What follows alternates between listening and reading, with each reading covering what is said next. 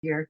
Um, a lot of the stuff that we talk about at Women's Space Vancouver, it is completely quiet in the media and in government and in other sources. So we're trying to open up the conversation into wider spaces and feel like we can actually debate and discuss and disagree, which seems to be not very popular these days.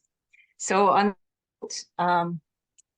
with Kathleen, we're going to mostly focus on the Lesbian Project, of which she's one of the co-directors with Julie Bindel. But I'm just going to first ask Kathleen if you would just give a little background, a little bit of information about yourself and who you are and how you got involved in being concerned about feminist and lesbian issues over the last few years. Well, I was a lecturer in philosophy at the University of Sussex. That's what I did for most of my career. I ascended through the career hierarchy to get to professor.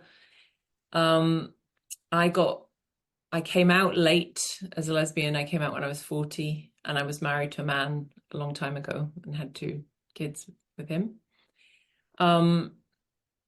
So after I'd come out and while I was still working at Sussex, I became really concerned about the rise of trans activism through our institutions in the UK, and you've had a similar rise in Canada, I believe. So in 2018, where it was really becoming extremely obvious that something had really changed in public discourse about females and women and policies about females and women, I decided, because I was a philosopher, to talk about it. Wrote a blog post about it, wrote several blog posts about it, started giving interviews and so on.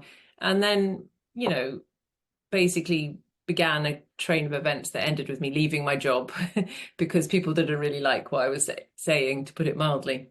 Mm-hmm. So I won't go through any of that because it's on the record a million times by now, but you can easily Google me and see what happened to me. Mm-hmm.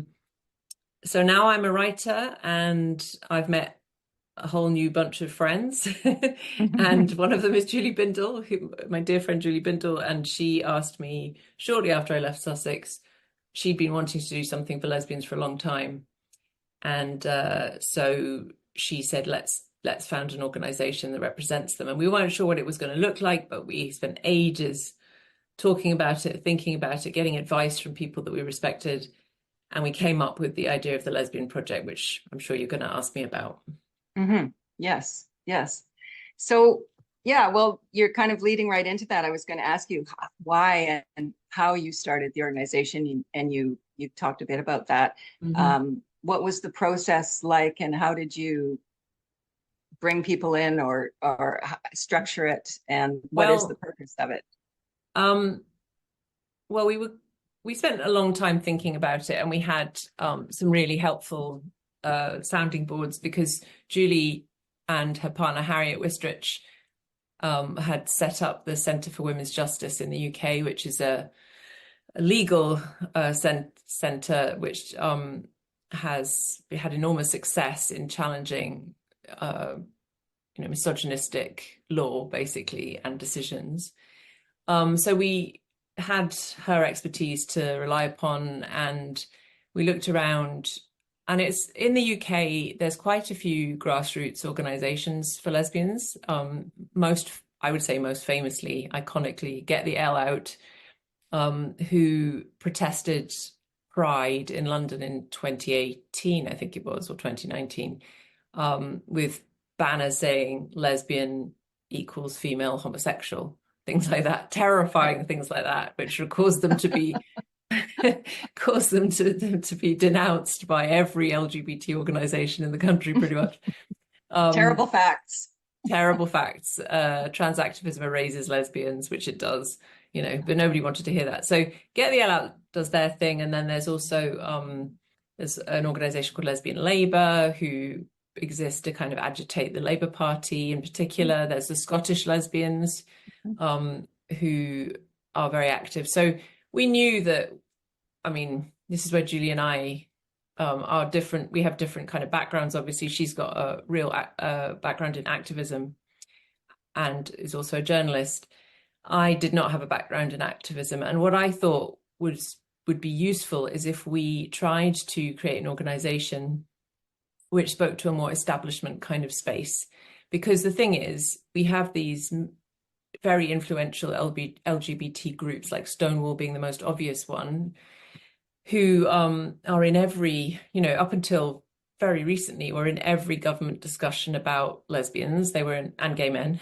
They're in every workplace because they have a whole network of schemes, and they encourage people to set up LGBT networks and then feed them propaganda through those networks. So, they have enormous reach, and they are very much an establishment group, even though they started off as quite, well, actually, no, they were never that radical. Actually, they weren't. But I felt like we needed someone to be in talking to government, talking to MPs, talking to policymakers, talking to journalists if possible, to say, look, there's just a different position here that you can take on lesbians. For a start, we think they're females necessarily, though we think they're females, same-sex attracted females, and men can't be lesbians.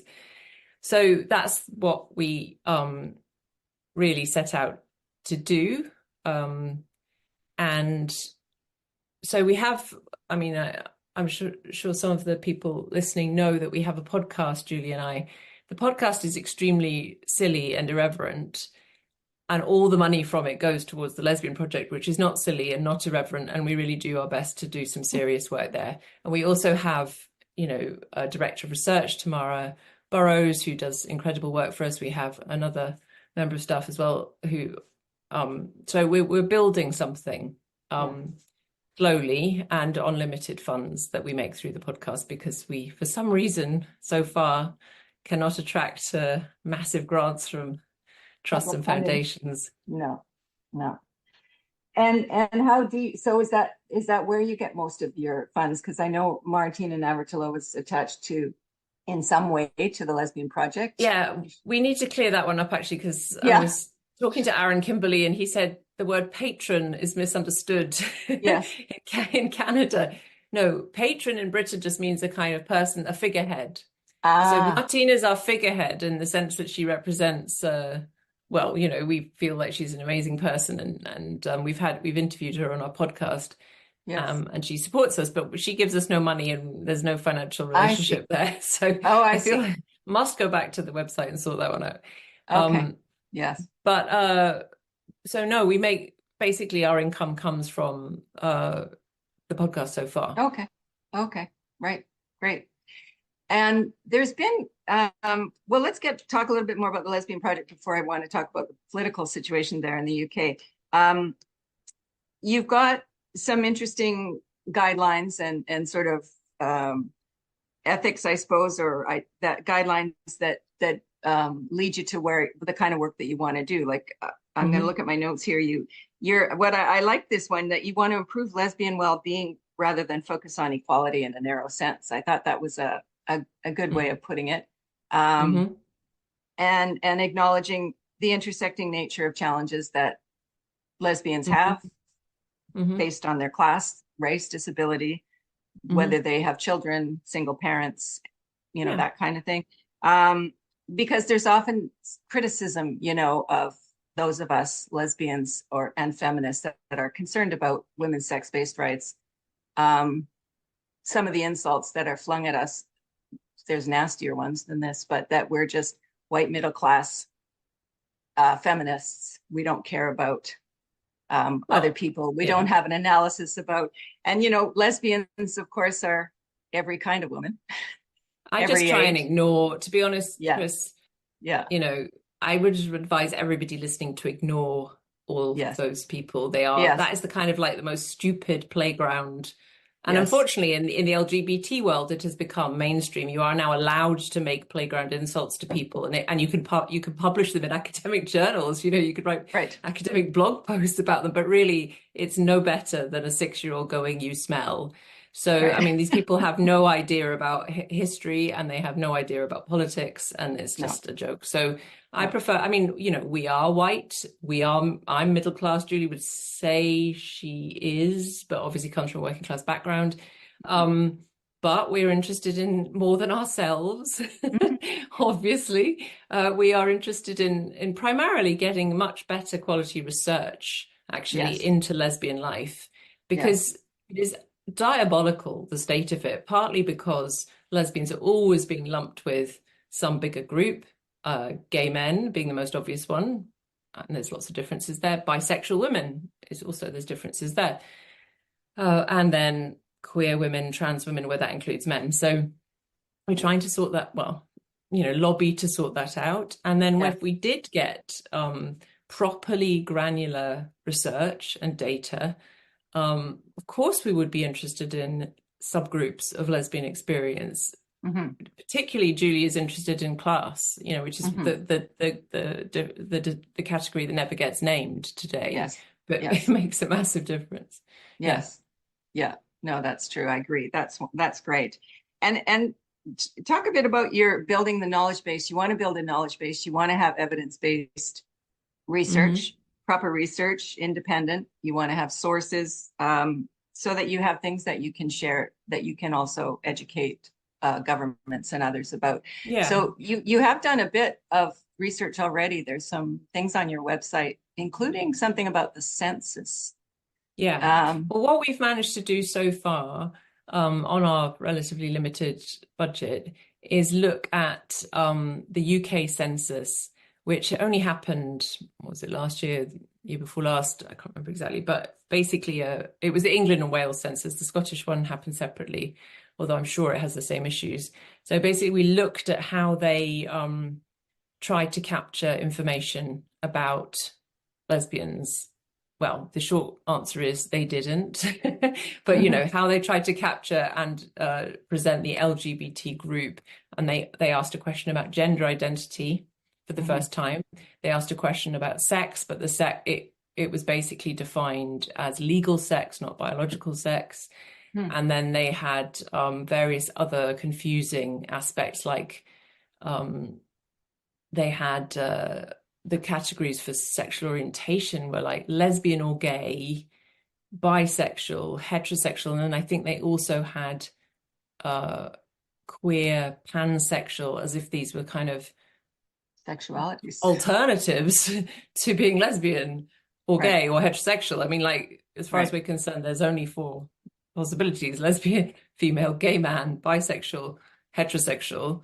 And then, you know, asexuality is not a contrast class with those. You could be an asexual lesbian, you can be an asexual straight person. Pansexual just means bisexual, frankly. You know, so they messed it up. So what we did, well, Tamara did, was write a report on pointing out those errors, because, you know, somebody needs to, and the state of data collection in this area is just appalling, because these group, you know, so the census is run by the Office for National Statistics. It's supposed to be the gold standard in data about people and a snapshot of life in Britain at the moment, and lots of other studies then use that data or try to do extra things. So these Office for National Statistics, for example, is just being incredibly badly advised by organizations like Stonewall, who they just defer to. It's like they outsource their brains, basically. So we're addressing that, and we're trying to also do the same right now on a big survey that was done in 2017. It was like the government flagship survey on LGBT life. Again, you wouldn't believe, I'm sure you would believe, the sort of tortuous way in which they have asked the questions and how impossible it is to pull out anything really that meaningful about lesbians in particular. It's just a mess. So we're going to write something about that as well. Yes, we have you know, our Statistics Canada department does the same kind of thing every couple of years and asks questions, and they've recently added new questions as well. They've added other sexes or genders to our statistics, and you know, those statistics guide funding and guide services and guide all kinds of things, and including that they collect statistics of in crime, one of the more concerning ones, and you know that from being there, that in the UK, that if a male rapes a woman, and he says he's a woman, that does put him in a statistic as a female. Boy, there's sure a lot more females raping or abusing women now. Yeah. So that's a statistic that's being gathered through police records and other things, and Corrections Canada. So that's we have the dangerous same issue. Yeah. I mean, it's being reported, it's being recorded as a woman's crime, and then it's presented. We had one they come up every week in the UK, but a couple of weeks ago, this trans-identified male, basically killed his partner with a samurai sword. Right. I read that. Having been an LGBT champion, been an activist, and the BBC headline is "Woman Kills Partner." Right, woman killed her husband. Yeah, just not accurate, is it? It's not accurate. It's not like women don't kill their partners, but very usually not with samurai swords, and usually in a different set of circumstances. Yeah, they were a gay male couple, I think, and one of them identified as two men, as the woman. Mm-hmm. Yeah. So yeah. And what is the legal situation for self-identity? I know it's different in different countries and different parts of the UK. Here we have this very, sweeping legislation that came in as soon as Trudeau was elected. He made a self-ID a law, so that if you self-identify as a male or female, regardless of your sex, you then can have free entry into everything.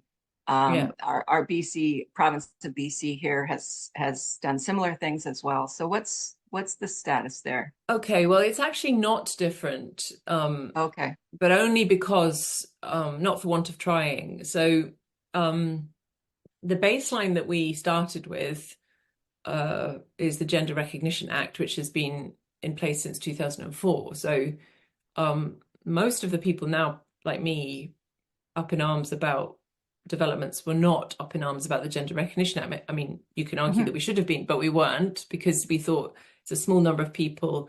2 doctors have to sign you off. You have to have a diagnosis of gender dysphoria.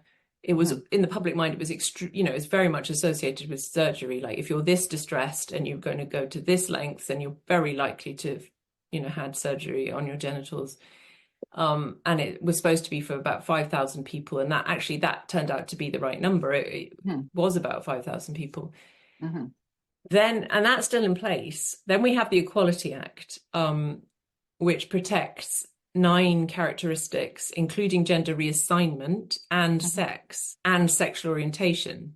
I'll get to that in a minute. So it's quite complicated. So the big push from 16, 17 onwards was to replace gender reassignment with gender identity. So to get rid of the medical oversight, to get rid of the diagnosis of gender dysphoria, to make it more like, I believe, the situation you probably have.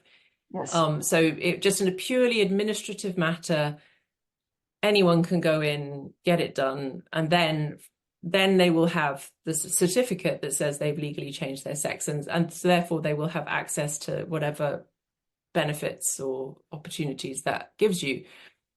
Additionally, though, we have a kind of de facto situation where lots of institutions influenced by Stonewall just said, oh, well, we'll just make our policies like this anyway. We don't need to wait for the government to change anything. We'll just say in our changing rooms, if you feel, if you self-identify as a woman, then you get to go to the women's changing room.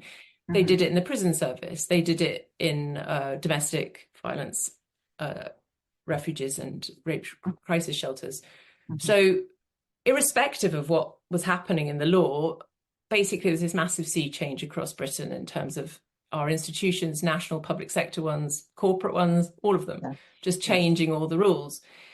Since then, the Scottish government in particular has tried extremely hard to bring in self-ID because it didn't work in England. It just kept being pushed back. It was a Conservative government that wanted to bring it in originally, The other parties agreed, but then it became obvious it was going to be, I can't even actually reconstruct why it didn't come through. I think in the end, Liz Truss stopped it definitively, but no one seemed to have a very strong appetite for it in the Conservative government after a certain point. Meanwhile, the Scottish Nationalist Party, because they're a devolved government, were really trying very hard to say, well, we'll bring it in, and we'll also lower the age at which it can be done to 16. In the end, the government, the English government, basically the UK government rather, stepped in to stop that and said it would be unconstitutional, or not unconstitutional because we don't have a constitution, but basically it wouldn't work because it would interact with the Equality Act. Right. So self-ID, long story short, self-ID is still not here. Our institutions have still got all their policies changed in the direction of self-ID, most of them. The outgoing Conservative government, and it looks like they are outgoing very shortly, are trying to, as their sort of last legacy, to sort out the Equality Act, which is still very unclear about what, say, a rape crisis shelter can do, given the Gender Recognition Act. And so there is a sort of last-ditch attempt by the Tories to sort this out before they leave, but the thing is they can't do it now. And we're going to have a Labour government very shortly. So who knows?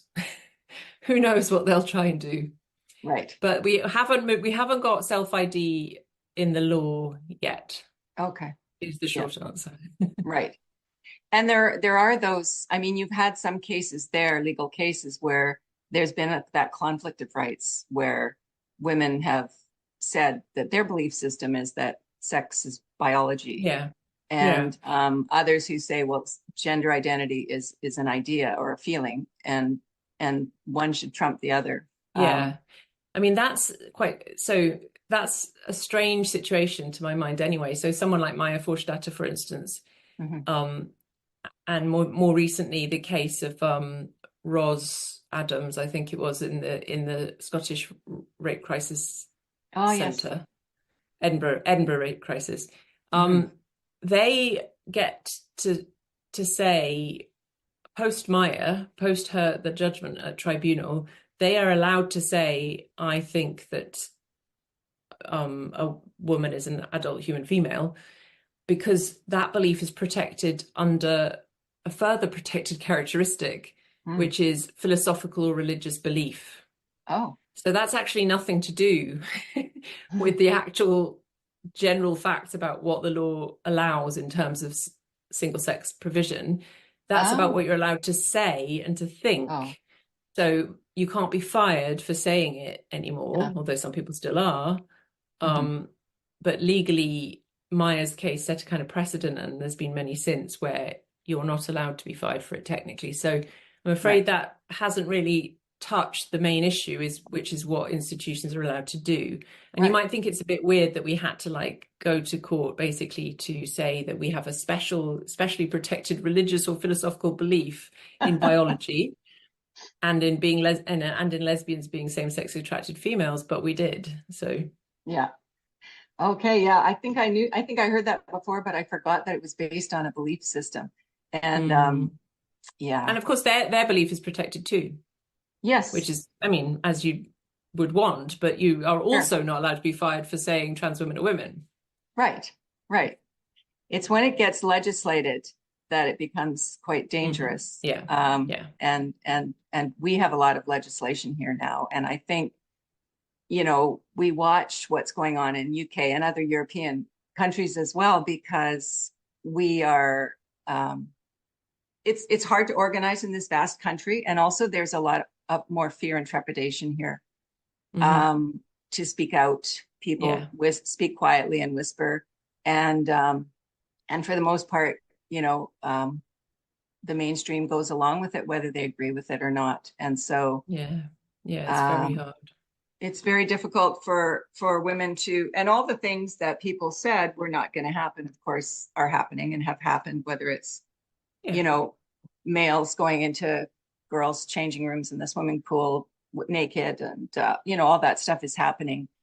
But it doesn't get any media coverage. So people who say it's happening are not believed yet. for sure. Yeah, I can see that. And I mean, I just wonder how long that can go on for, possibly indefinitely. Yeah, If you it could. just decide not to mention it, then That's right. That's right. Yeah. yeah. And how is it that in the UK, it seems that the women, or why do you think the women in the UK are more outspoken? And Well, I mean, there is a temperamental difference as far as I can tell. yes, I mean, we are much more bolshy, rude, aggressive. right, All the reasons that everyone loves Canadians is the reasons that are standing in your way, right, and all the reasons that people hate us right, are in our benefit at the moment. right. But yeah, I think there's more history of challenging authority here. Mm-hmm. I think also I mean, normally I would say it's because we were all exposed to it really early on, but so were you. So I don't, Mm-hmm. so was Canada. Mm-hmm. So I can't really draw a comparison that way. Mm-hmm. But it's just we did have it in all of our workplaces, basically people trying to brainwash us. And after a while, you just get fed up. You just Mm-hmm. really get fed up. I mean, people Yes, are really, really fed up. If you go down yes. Regent Street in London at the moment, because it's Pride Month, and Regent Street's a massive, famous shopping centre, and more than that, a Mm-hmm. historical, famous street, and there's just those progress flags all the way Right, down, like some right. kind of weird totalitarian Mm-hmm. display from a dictator, Yes. and people don't like it.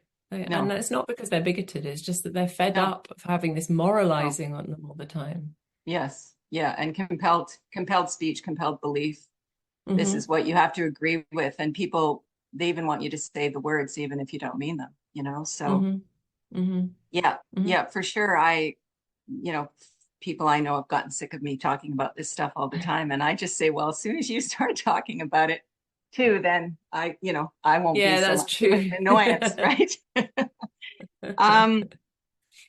There was something on your website, also a brief piece about the Caste report, and maybe for people who don't know about the Caste report, because this is also still connected to sexual orientation and Hmm. lesbians and females to some degree. So, for maybe tell people what the Caste report is for those who don't know, and your ideas about it regarding girls who are same-sex attracted.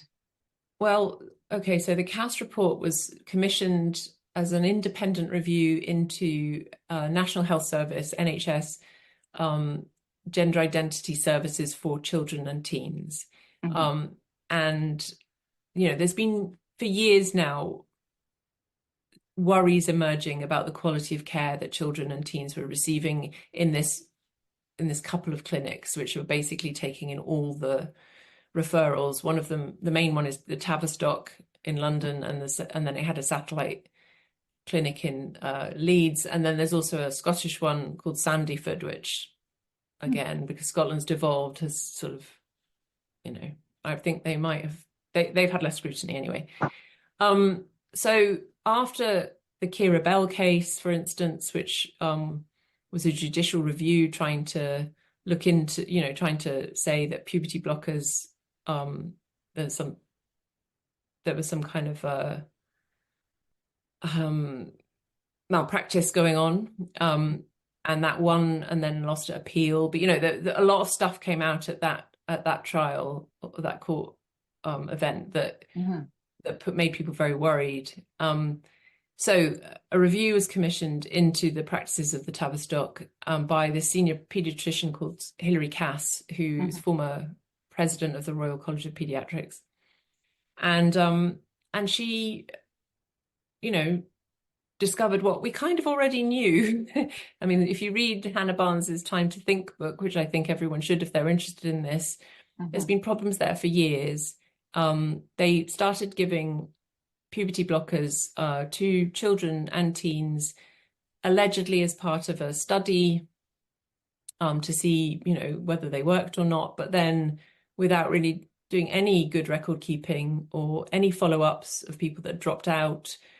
They then just expanded it, going all against all kinds of protocols that you would expect in a very risky looking intervention like that, where you are disrupting the endocrinological system of a healthy physically healthy adolescent or younger.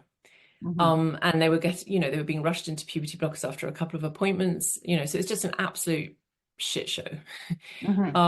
And so Cass basically has exposed all this in this massive long report. And also, she and her team have looked at all the available evidence that they can find that, that looks medium grade and above, as it were, to try and see if there's any kind of evidential base for what the Tavistock were doing, and have concluded that the evidence base is extremely poor, and there's lots of unknowns, and there's some sort of quite worrying outcomes they suspect, like for bone density, for instance. Right. So Tavistock got closed down, or at least is being phased down, because they still have patients, as far as I know. They're supposed to be building some new services that are much more embedded in child and adolescent mental health services, which is what you'd want, because obviously a child that's presenting with gender-related distress has usually got lots of other things going on in their life, and you want somebody to look at all of that. But that was not happening at the Tavistock. They were just picking it out and saying, your problem is that you're trapped in the wrong body, or whatever it is. We can help with that, and giving them drugs. The trouble is, this is an enormous mountain to climb, because the NHS, has been fundamentally captured by trans activists.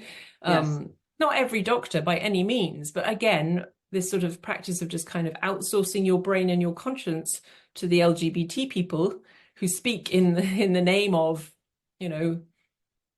international best practice, and also WPATH, which is the World Professional Association for Transgender Health, and they've just been making it up as they go along, basically, as well.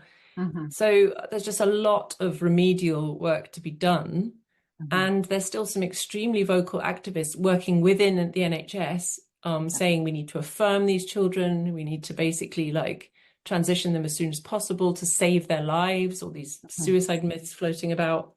So it's a mess. So the Cass review, we just put out a response to the Cass review, a very brief one, because you don't have to read it. Well, you should read it, but but it's quite obvious as soon as you start reading it that this has consequences. What's been happening has consequences for young lesbians, because a high proportion of those that go into gender identity services are same-sex attracted, and a high proportion of them are female. And they are interpreting their same-sex attraction as meaning that they have a incongruent gender identity, that they're a boy, or that they're non-binary, or they're not a girl. Also, that a lot of them are butch, or tomboyish, So it's in every. If you care about lesbians, then you're going to have to, you care about this, and I'm sure everyone listening does. Yes. It's certainly the case here. I just remember even in the earlier days of the trans explosion, I was working in another field, and we had some young youth that were doing summer jobs there, that were high school kids that were working at the art gallery for the summer. And one of them, after the end of the summer, she wanted to talk to me, and it seemed that she wanted to talk to me because she was a lesbian. She came out as a lesbian. She was 16 or 17 at the time, and she went to grad with some girls, and then I said, were there any other lesbians or gay boys that were at the grad, walking across the stage to get their diplomas and such? And she said, mostly trans people. So now trans people are, mostly trans people, mostly straight people, I'm sure, but trans people were the second largest group, and then there was just one lesbian couple and one gay couple. And so the it's the fact that there's more trans people than lesbians in a high school is pretty surprising, I think, to some people, and it's partly because they're moving over into that category, many of them. Yeah, as far as we're concerned, they're still lesbians, but sure, we don't think lesbians are an identity. We think it's just a fact about your orientation. Yes, and lesbians can identify in all sorts of different ways. Yes, but yes, it's a trend, and if you feel isolated as a teenager, then you're likely to look for a group that makes you feel at home, and Yes. this is the Yes. group. Yes. And you know, of course, it wouldn't make any difference if it wasn't medical. As far as I'm concerned, it wouldn't make No. any difference if there wasn't a medical outcome associated Right. with this. And Right. in the UK, I mean, even if Hilary Cass manages to sort out the child and adolescent stuff, at 17 they get put into adult services, and at that point, I mean, there's now supposed to be a review coming of them, but there's the adult services are just, you know, incredibly ideologically captured and celebratory of body modification, basically, as soon as possible, and will boast on their websites pretty much, Yes. reading between the lines, at how fast you can get it. Yes. It's just, you know, it's really quite incredible. And I know lots of parents actually whose kids are 18, 19, and so they can no longer, you know, at least have any hope that, you know, what happens in child services is now relevant to them, because they're now considered to be adults, even though they haven't, you know, they haven't had any sexual relationships with anyone. Right. They've never held anyone's hand. They have, you know, they've been at home through lockdown. Right. Right. Yeah. And they want to get their breasts cut off. Yes. And you know, and people who do that kind of job, it's hard to call it a job, people who do that kind of work where they're providing double mastectomies for girls, underage girls, they, you know, you see things posted online, you know, scars and, you know, people being all happy and celebrating it. And it's very gruesome. I find it really gruesome. And I think, you know, we all know the brain doesn't develop until you're into your 20s, really fully develop. Yeah. And I think, like you say, if they haven't had any sexual partners or even developed any kind of sexuality, they don't know that that's probably not going to be there for them anymore, you know, for many of them. Well, certainly I mean, it will boys. be in a different shape. I mean, yeah, if Yeah. you go the full, if you do the whole thing and the boys, you know, get rid of their genitalia, then that's a massive impact on your sex life. But yeah, I've seen, we all, you know, I'm sure you've seen detransitioners, you know, saying how sad they are they can't breastfeed their children. Yes. And then there's another, you know, devastating pipeline, as it were, from puberty blockers to medical transition, because if you don't develop the gametes, as it were, you're not going to have full sexual function. No matter which bits you've got, as it were. No, that's right. Outer bits. Yes, that's right. Yeah. Well, and it was interesting to hear. I'd heard it before, but I saw it posted on your website. It was a speech from Scottish National Party lesbian. Remind me of her name. Joanna now. Cherry. Joanna Cherry. Yes, Joanna Cherry was giving a speech on Lesbian Week or Lesbian Visibility Day or some kind of lesbian day that someone decided, and it was a good historical, like it's just a short speech, but a good reminder of the history, especially for younger people who weren't around in the 80s. But, you know, like in the UK, in Canada in the 80s, lesbians, you know, we faced losing our jobs, losing our children. We were disallowed housing sometimes when we go and apply for an apartment if it was clear that we were lesbians. And then because of our activism, we fought and won and got rights through the Human Rights Commissions here, the Charter of Rights in Canada, and it now is not legally, you can't legally discriminate against us again, but now we're suddenly marginalized again because we can't self-organize, we can't have lesbian spaces. Talk a bit maybe about that, what's going on in the UK, because I've heard about these, you know, probably happening here too, but there isn't any lesbian bar to try it in. But men going into lesbian, you know, speed dating or lesbian bars or lesbian nights that are wanting to have sex with the young lesbians in there. I mean, I think it's a complicated picture, to be honest. The basic fact is that the default setting for queer spaces is inclusive of males, even ones badged as queer women. Right. That can still include males as long as they identify as women. Right. And that's the default setting. And then you have sort of activist attempts to have special night. I mean, our kind of activist, various attempts to have lesbian only nights, and then you'll get basically activists on the other side trying to get in. Right. That's not necessarily because they want to have sex with the lesbians, although I'm sure they wouldn't mind, but it's more just to piss us off and mess things Right. up, I think. Right. There is one successful, I mean, actually loath to mention it, but I'm not going to mention the name, but there is one successful female only lesbian night in London Right. run by people I know. But they Mhm. just they try and go under the radar. You know, they Right. don't go on to Twitter and say, we're having a female Right. only, you know, Right. because if you say that, then Right. you're going to Yeah. get bad actors. But Yes. the real issue, I think, because a lot of people aren't let's face it, like across the board, whether you're straight or gay, most people are not meeting in bars these days anyway. Mhm. They're meeting online and they're meeting through dating apps. And the real issue is that the dating apps are Yes. incredibly, it's impossible, practically impossible to specify that you're only interested in females as a lesbian. Mhm. Now, actually, you know, it should equally be impossible for the heterosexual Mhm. man to say that he's only interested in females Females. as a Mhm. heterosexual man. But Mhm.